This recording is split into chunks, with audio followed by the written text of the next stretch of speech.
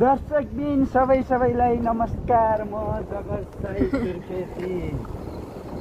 आज हाम्रो यात्रा चाहिँ कालीकोटको सानी त्रिवेणी गाउँपालिका लुसासम्मको छ है।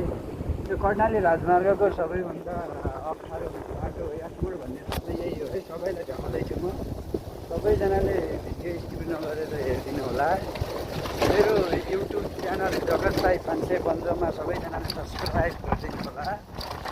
दर्शकबिन सबैजनालाई हामी यासमोडको पुरै फुल दृश्य देखाउँदैछौँ।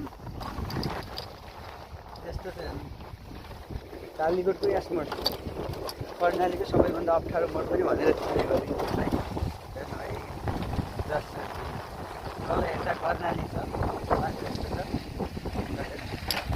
यस्तो छ है।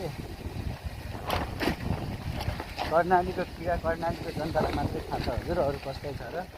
हेर्नु यो यहाँबाट गयो भने बाँच्ने सम्भावना पनि छैन, भेटिने सम्भावना पनि छैन। यस्तो छ अवस्था। तल कर्णाली बगिरहेको छ, हामी देखाउँदैछौँ तपाईँमा।